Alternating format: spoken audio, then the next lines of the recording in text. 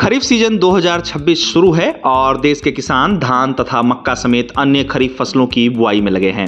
अब इस खरीफ सीजन फसलों की बुआई को लेकर सरकारी आंकड़े सामने आए हैं, जहां केंद्र सरकार ने जानकारी देते हुए बताया है कि इस सीजन में खरीफ फसलों के तहत बोया गया कुल रकबा 19 जून तक 119.90 लाख हेक्टेयर तक पहुंच गया है। बताया गया है कि यह आंकड़ा पिछले साल के मुकाबले 117.95 लाख हेक्टेयर से ज्यादा है। आपको बता दें कि कृषि और किसान कल्याण मंत्रालय द्वारा जारी डेटा के मुताबिक इस खरीफ सीजन मुख्य फसलों के रकबे में अच्छी बढ़ोतरी देखी गई है। बताया गया है कि अभी तक देश में धान का रकबा इस खरीफ सीजन एक साल पहले के 8.0 लाख हेक्टेयर से बढ़कर 12.36 लाख हेक्टेयर पर पहुंच गया है। बता दें कि चावल का रकबा पिछले साल इसी अवधि से 4.27 हेक्टेयर ज्यादा है। दलहन के क्षेत्र से भी अच्छी खबर है, जहां देश के इस खरीफ सीजन दाल का रकबा भी बढ़ा है। खासकर उड़द और मूंग में अच्छी बढ़ोतरी देखने को मिली है। बताया गया है कि देश में मूंग और उड़द का रकबा अभी तक 7.21 लाख हेक्टेयर हो गया है, जो पिछले साल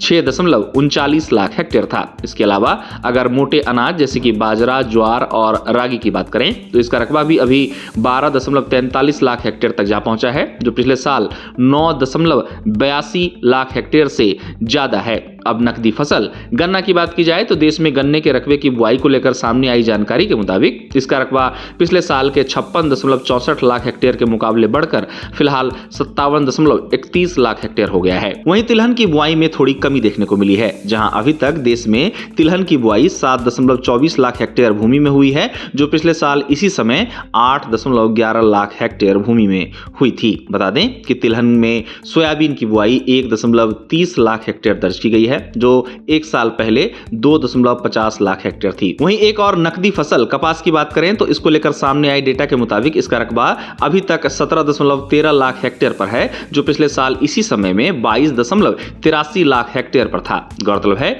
कि देश में खरीफ फसलों का मिला जुला ट्रेंड पीएम नरेंद्र मोदी की अध्यक्षता वाली आर्थिक मामलों की कैबिनेट कमेटी द्वारा मार्केटिंग सीजन 2026-27 के लिए 14 खरीफ फसलों के लिए मिनिमम सपोर्ट प्राइस यानी कि एमएसपी में बढ़ोतरी की मंजूरी देने के बाद तुरंत आया है। गौरतलब है कि इस बार का खरीफ सीजन चर्चा में है, अल नीनो को लेकर भी और उर्वरक को लेकर भी। खरीफ का सीजन शुरू है और किसान खरीफ फसलों की बुआई में लगे हैं। देश के अलग अलग हिस्सों में किसानों द्वारा खरीफ फसलों की बुआई का कार्य चालू है, लेकिन कमजोर मानसून ने किसानों के चेहरे पर चिंता की लकीरें खींचने का भी काम किया है। विशेषज्ञ बताते हैं कि कम बारिश खरीफ सीजन के लिए नुकसानदायक साबित हो सकती है, जिसका असर फसल के उत्पादन और आगे चलकर बाजार में इन अनाजों की कीमत पर भी देखने को मिल सकता है। अब मानसून की बात करें तो देश में दक्षिण पश्चिम मानसून 2026 की शुरुआत अभी तक उम्मीद से कमजोर बताई गई है और इसको लेकर कृषि विशेषज्ञों के साथ ही किसानों की प्रतिक्रियाएं भी सामने आ रही हैं। अब हाल ही में अभी तक के मानसून की बारिश और इस खरीफ सीजन अभी तक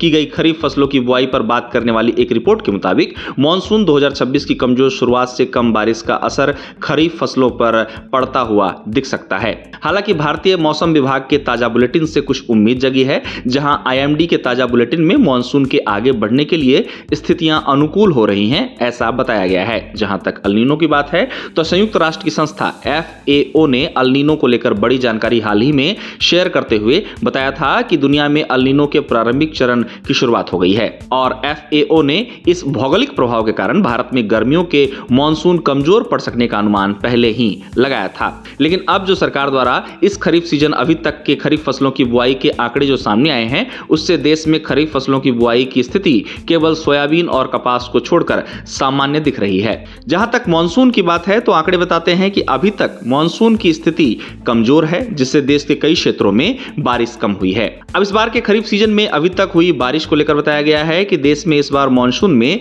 17 जून तक केवल 46.2 मिलीमीटर वर्षा हुई है, जबकि सामान्य स्तर 74.3 मिलीमीटर होना चाहिए था।